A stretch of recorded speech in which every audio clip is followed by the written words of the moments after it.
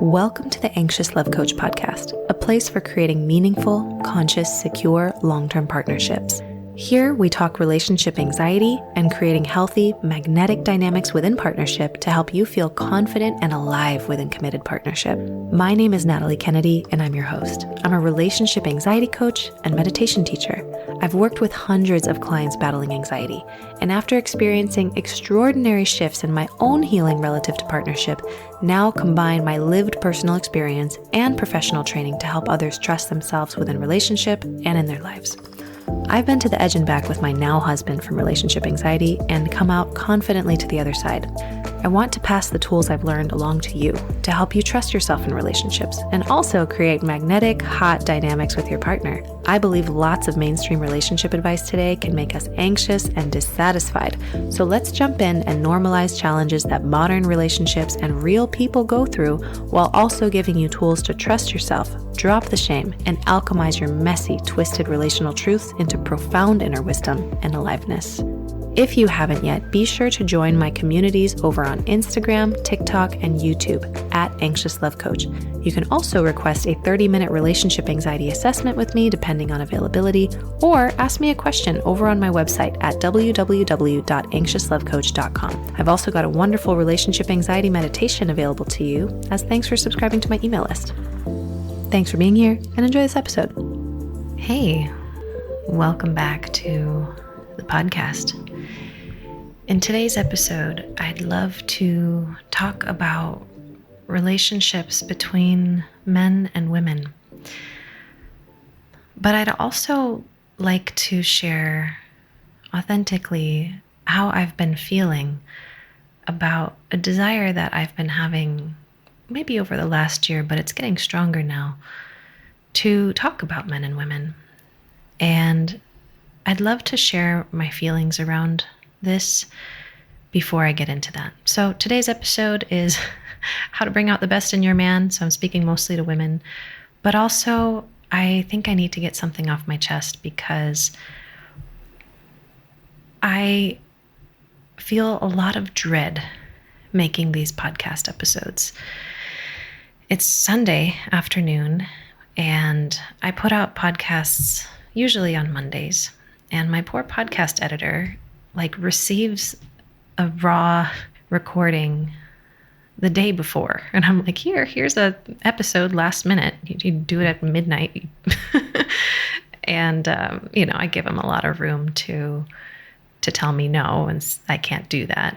I need more time. That's fine. It's my fault for releasing things at the last minute.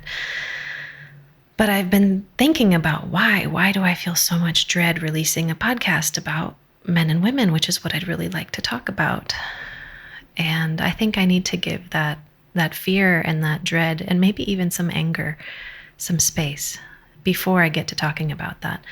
And it's very strange because I am actually running a workshop next Sunday called the Yin Language.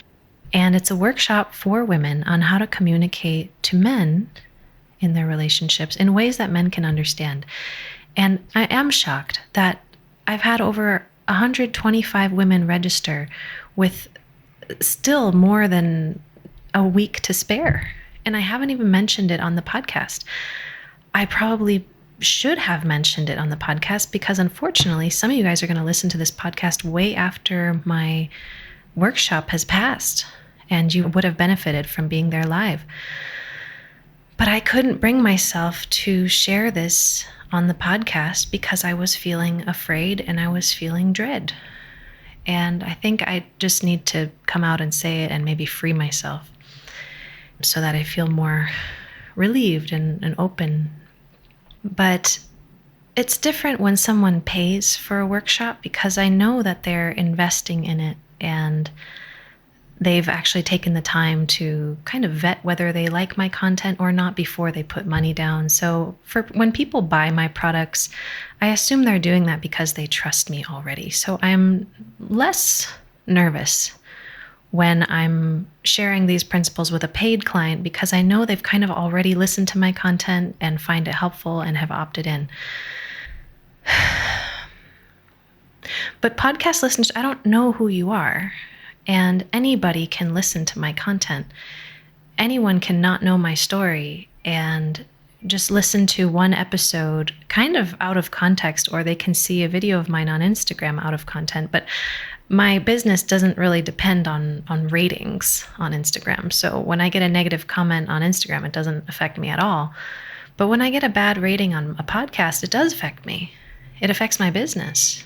The difference between a 4.7 review and a 4.8 review determines whether I listen to someone else's podcast. Maybe I shouldn't.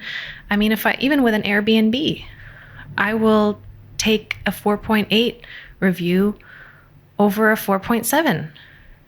And I'm pretty sure I'm at a 4.8 on Apple Podcasts. And just by saying this, maybe I'm coming across as insecure, and I'm here to say, yes, I'm insecure. I am, because this business is my livelihood. And sure, I could, totally collapse and lose all my money. And I need to be willing to lose that. I think if I want to really, truly be free, I need to be willing to lose everything. But the reality is I'm not there yet. I still care what people think of the podcast. And my husband is starting a business. And at the moment, we're not ready for me to just totally lose all my income. So I do care about podcast ratings. And the reality is I have received negative reviews from people who were upset that I spoke about heterosexual relationships, claiming that it's heteronormative, or that I've subscribed to a toxic divine feminine, divine masculine conversation. And even though I disagree, when someone like that gives me a 1-star review for that or a 2-star review for that, it affects my business, it affects my income, and therefore I am frightened of receiving reviews like that. Not to mention, sometimes I'm in a vulnerable state, and when I receive a comment like that, it really hurts. And it makes me think, my response to that is I think, wow, this person really is making assumptions about me that are not accurate. They're assuming I don't care, or that I'm transphobic, or that I'm homophobic, or something like this, or that I don't care. And that kind of assumption on my character really, it takes me a couple days to recover. And that was fine when I had more time and more energy, but I'm pregnant now.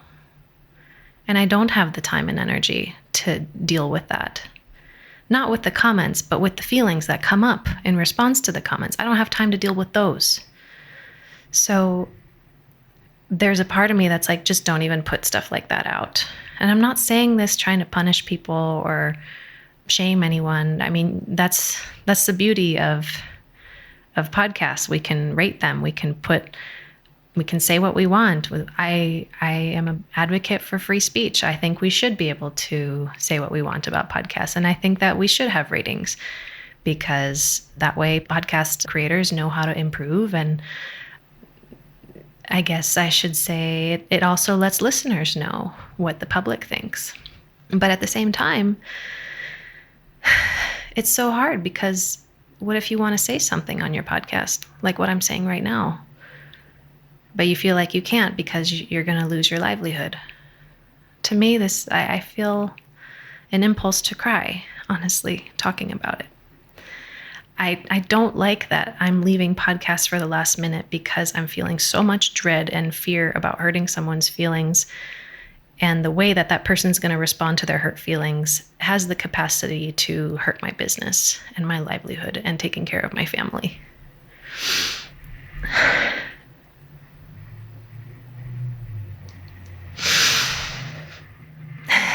So I wanted to put that out there. I'm tired of worrying about this because I'm in a relationship with a man, a good old biologically born man who stayed a man. And I was born a biological woman, and I've stayed that. And we've come together and we've had a relatively traditional relationship. And I have a lot to say about that. And I know that there's a lot of people out there who have chosen the same thing. And I want to be able to speak about that without someone assuming that I think that the way that they're living their life is wrong. I actually think it would be very offensive for me to speak on behalf of a trans person or on behalf of a gay person. I'm not a therapist. I'm not trained in these things. Everything I share is from experience and what I've read. And yes, some coaching principles. But in terms of LGBT dynamics and things like that, I can't speak on it.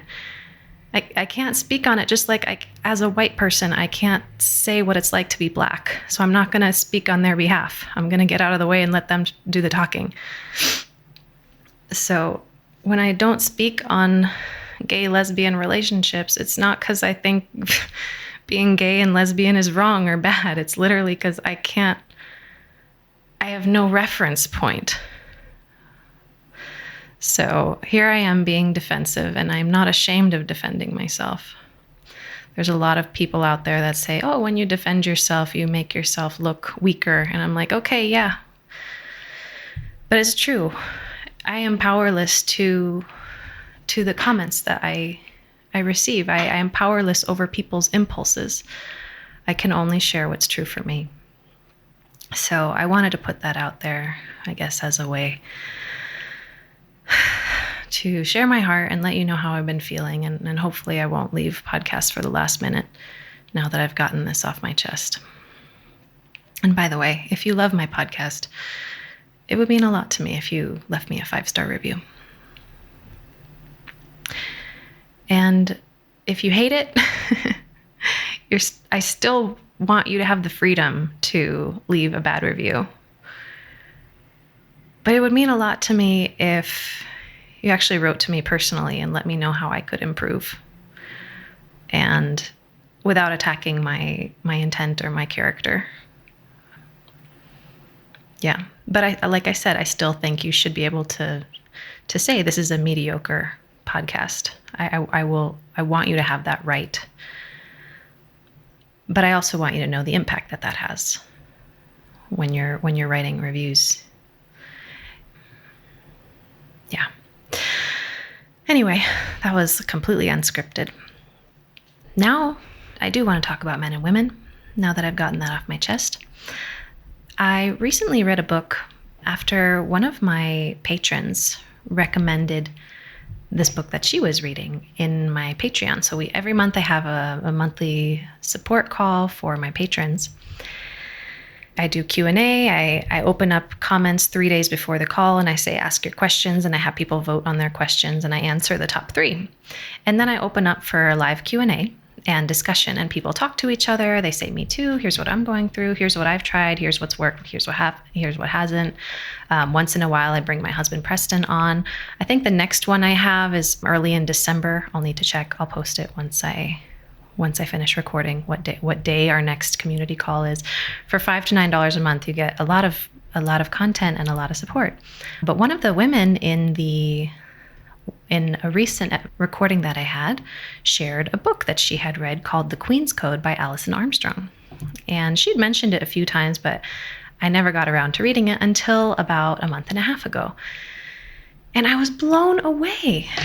And I can't believe I've never heard of Alison Armstrong before. And at some point, I'd love to have her on the podcast if she's willing. But I was so inspired, and it was in alignment with some things I'd already kind of started to understand about yin and yang and masculine and feminine energy and polarity.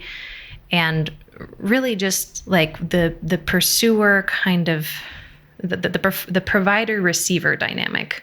Doesn't have to be male-female, as I've been trying to say this whole time. There's a provider-receiver thing that goes on in relationships, and it can flip and it can change.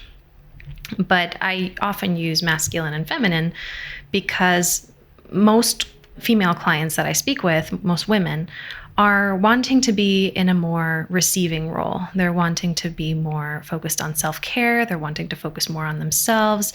They're wanting more rest. They're wanting more adoration and devotion and attention. And I'm like, these are all yin desires. These are all things that we might call femininity. They want to focus a lot more on beauty, and they want to put on nice dresses. They want things like luxury and comforts.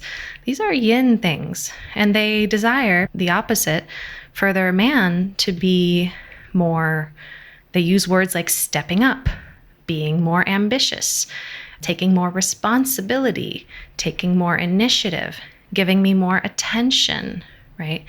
These are more kind of yang qualities. You're desiring for someone to kind of provide for you, and you're desiring to be someone who is provided for. So when I'm speaking on masculine feminine dynamics, this is really what I'm referring to. It's not about men or women. So I had already kind of had this understanding, but I read the Queen's Code and I was just mesmerized, and I cried maybe 3 times reading this book. So I'm not going to sit here and pretend like I am the expert on masculine feminine polarity. I've literally just read so many books and put so many things into practice over the last 13 years of being with my husband, almost 13 years. And I've worked with a lot of clients, and I've just been very observant of relationships because it's something I'm very drawn towards. And I enjoy looking at watching people have conversations. I love observing interactions, not just between men and women, but people, and interactions that I see in nature. Everything is relationships. Right now, I'm having a relationship with you. I'm providing you a podcast and you're providing me feedback, right? So there is an exchange happening. You're receiving my content, and then later on, I'll receive your feedback. So this is a yin-yang dynamic that we have going on already. I love to study this. And a lot of times I see that the way that people behave in one relationship can mirror the way they behave in relationships with other things. And bringing consciousness to this pattern for people is something that really lights up my soul. I'm not going to act like I know everything that there is to know about feminine communication, but I'm going to share a few things with you today that were inspired by some feminine communication literature that I've read, such as The Queen's Code by Alison Armstrong. There's also, you've probably heard me talk about Laura Doyle. She wrote The Empowered Wife. And I also enjoyed a book called Magnetic Femininity by Douzet. There are areas where these women, these authors, say contradictory things, but there are also some things that they have in common.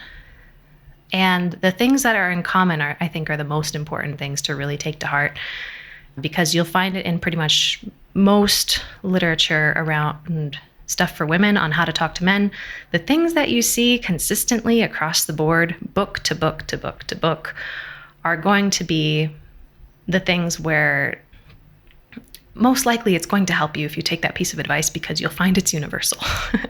So in the past, when I was struggling with relationship anxiety with my husband, Preston, who was my boyfriend at the time, we could have argued that I was very much in a more yang position. So I was often pursuing attention.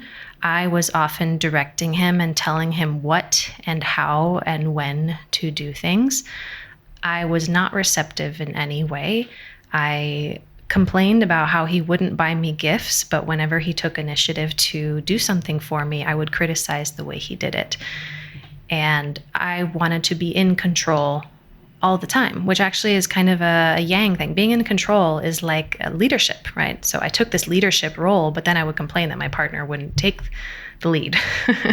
So I had to, at some point, I had a come to Jesus moment where I realized that if I wanted a partner that was going to take the lead and lead well, I was going to need to leave space for him to do so. So the workshop that I'm hosting next Sunday, again, I'm so sorry I didn't release this sooner. I had this big block. Now it's coming out. So by the time you receive this, you're going to have 6 days to sign up. Or if it's after, you'll be able to use this link to watch the recording in retrospect. It's going to be 2 to 3 hours. I'm going to do a lot of material in 2 hours, and then I'm going to leave the last hour open for Q&A and discussion and sharing. If you can't attend live, you can still get the recording just through watching this. But I want to share a few things that I've learned on how to bring out the best in a man. In the book, The Queen's Code, Alison Armstrong says there's two types of women. There's the women who can turn a frog into a prince, but there's also women who can turn princes into frogs. And she called those frog farmers. And I laughed when I read this principle. Another thing I really enjoyed about The Queen's Code was that it was written as a fiction format, which I found to be really refreshing, because so many self-help books are saying, you need to do this, you need to do that, here's what you're doing wrong. But this was a story format, it was fiction.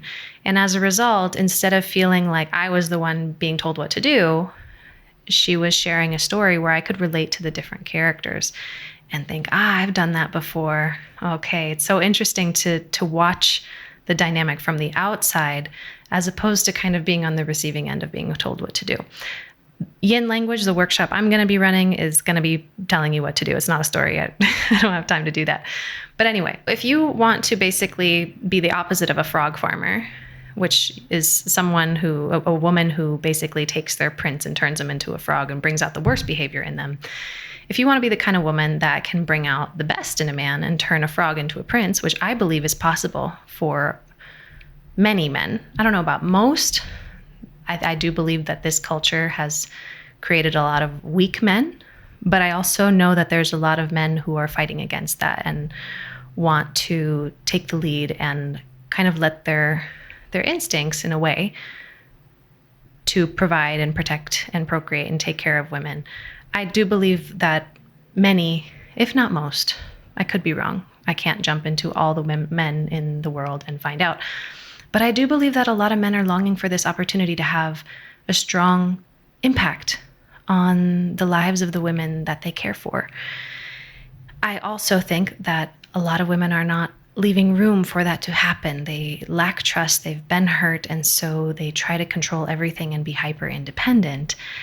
And as a result, they prevent men that otherwise could make their lives easier from being able to do so. I know that this was the case for a long time, not just in my relationship, but just in life and my general relationship with men at large, including my father. There were so many ways that my father was trying to show me love, and I just missed it because I was looking at things through a very narrow lens of how I think men should be, which really, by the way, was just how I thought. I interpreted everything that men did through a very female-centric lens, and women tend to be more relational. And this is in part, I believe, due to the effect of estrogen on the brain. So we're less about competition. We're more so about relating and negotiating. When I was young, my father took me bowling, and he would get, I think he wanted a son for a little while and was kind of disappointed that he got a daughter, but he wanted me to be more competitive than I actually was. So while I was just trying to have fun having bowling, he kept saying, why don't you try harder? What's the point of a game if it's not to win? I see now that this was his male-centric way of thinking, and it's not bad. It's not wrong. It's what makes sports so enticing to a lot of men. It's the spirit of competition. But I never had that same mentality. I always enjoyed the process. I always enjoyed the game more than the winning or the losing. Whether I won or I lost, I still had a great time. For me, that was what winning was about, was just enjoying the process.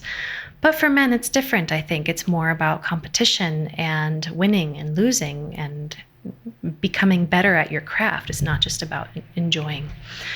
I think one of the things as women we need to understand is that men are not wired the same way as women. And a lot of times when we're feeling frustrated or disappointed with them, it's because we're looking at their behavior through the lens of what a woman might do in that situation. And when they predictably don't act that way, we take it very personally, and we assume that they're, as Alison Armstrong would say, are misbehaving. So are you looking at men as misbehaving women, as opposed to people with just different wiring than you and different priorities and a different way of seeing the world? For me, this concept was very enlightening, and it started making everything that my husband did and everything that most men that I knew did start to make sense, because I stopped seeing everything that men did through the lens of what women would do. So if you want to bring out the best in your man as a woman, you need to be able to think beyond the way that your female brain works. You need to understand how men think and how that's different. Men speak and think and act in a different way. They're motivated by different things. There's a reason why statistically more men turn to pornography than women. Statistically more men turn to video games than women. It's not random. I'm not saying women don't watch porn and get addicted to porn. I'm not saying women don't play video games. I'm saying there's a reason that these are male dominated, and I don't think it's sexism. I think it has to do with biology. Now, I'm okay with the discourse and disagreement, but I have noticed patterns, and I don't exactly know why those patterns exist. But regardless of why this is happening, I believe it is happening. A lot of what Alison was talking about in her book was that men play to win. It's not about just the spirit of enjoyment of the moment. They're playing to win. And a lot of men are in relationships where they feel like they can't win with their wives or with their women. And that's why they feel like quitting. Imagine playing a video game, you couldn't win. Imagine watching porn and you could never score the woman in the video because you were never good enough for her. So I get it.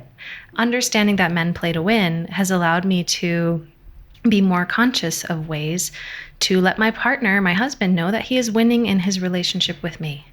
One of the most meaningful things that I think you can tell a man as a woman is, I'm happy with what you're offering. And yet, if you don't believe that, you might want to examine why you're in a relationship with them, and B, maybe there is something you're happy that they're offering, but you haven't named it. Maybe it's time. So that would be one thing. Another thing Alison was talking about was emasculation and how this is a way that women bring out the worst in men. And emasculation is, believe it or not, according to Alison, the equivalent of a male objectification of women. So many women hate feeling or perceiving that they're being objectified. And it's basically like taking away her power, reducing her down to just a tits and an ass. And it can be very painful because women are so much more than that. We're beautiful. We're firefighters. We're lawyers. We're police officers. We're writing great books. We're intellectuals. We're philosophers. We're mothers. We're all of these things, right?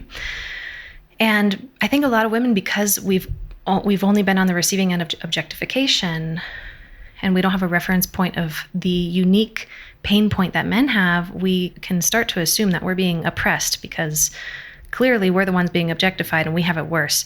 Well, the 80% suicide rate, that is mostly men, should tell us something different. Women tend to express themselves and be louder about their pain, whereas men will tend to kind of hide it. And the fact that 80% of all suicides are men should tell us that women are not the only ones who are suffering here.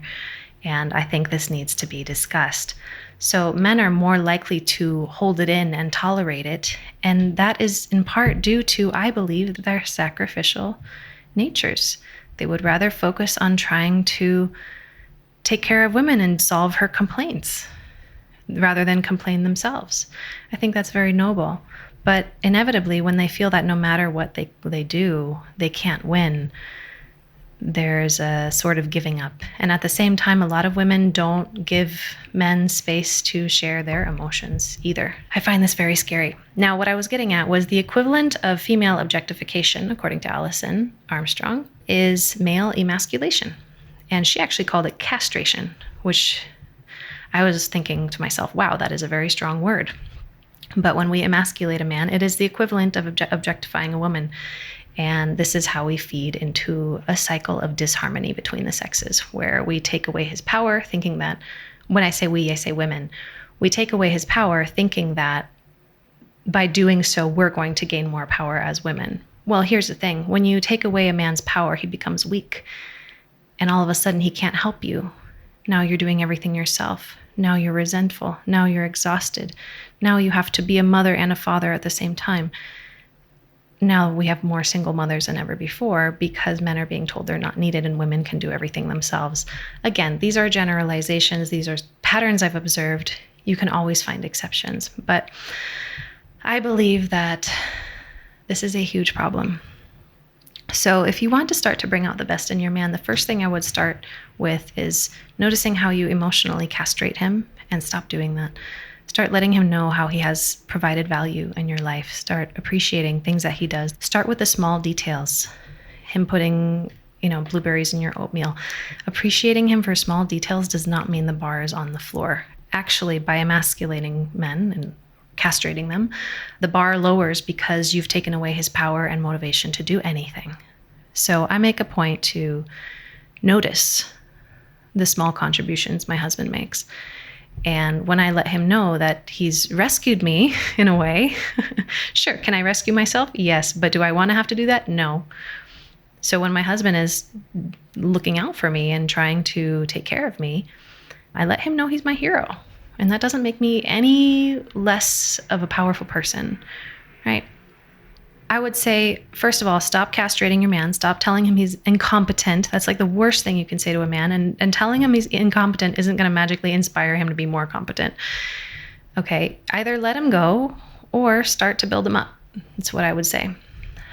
Another thing you can do, and we're going to be talking about this so much more in yin language next Sunday. Another thing you can start to do is, doesn't mean you never complain about anything. It doesn't mean you don't share your desires, but how you do that is going to impact whether he does it resentfully or with enthusiasm. So there's a real difference between saying, honey, I need you to take out the trash, and saying, I feel so overwhelmed. And he's going to say, why? And you're going to say, well, I have to do this, I have to do this, I have to do this. And that trash can that's full is bugging me so much. Right? So you're sharing your frustration, you're sharing your overwhelm, but you're not telling him what to do. You're leaving an opening for him to say, let me take care of that for you. Right? So I would suggest you share your emotions and your thoughts and your interpretations as opposed to your every thought as the truth, which is what a lot of women do. They have a thought that their partner is incompetent, and they assume it's the truth, and then they tell their partner, you're incompetent. Well, good luck with that. How's that going for you? So next week when I do yin language, we're going to talk a lot about how to reveal your inner experience in a way that inspires a man to want to help you. And words that you can use, not as a form of manipulation, but because it's actually authentic. Because when you're wounded and you're attacking and emasculating and criticizing, you're actually not being authentic at all. You're speaking from your wounds, not from your desires. And your wounds are not who you are. So yin language is not a workshop on how to manipulate men to get what you want. It's really about how to tune into a more authentic, softer, more vulnerable version of yourself. Because that's who we are. Especially as women, we tend to desire to be softer, gentler people. And that's not to say your man doesn't want to be that too, but it's really hard to do when both people have their guard up. He's got his shield up and you've got your sword up. We got to drop the sword. I'm a huge advocate for nonviolent communication. I have a conscious communication course that I did several years ago talking about nonviolent communication. I'm taking some elements from Queen's Code, but also from some other books, also from personal experience. I'm bringing my mindfulness background. I'm bringing my personal stories and personal experience. And I'm also opening up conversations from you guys. So we're going to be talking about how to talk to men and how to maybe even think like a man so that when you enter a conversation with him, you're not bringing all of your own programming that is only very one-sided and setting yourself up for talking to a wall and failure.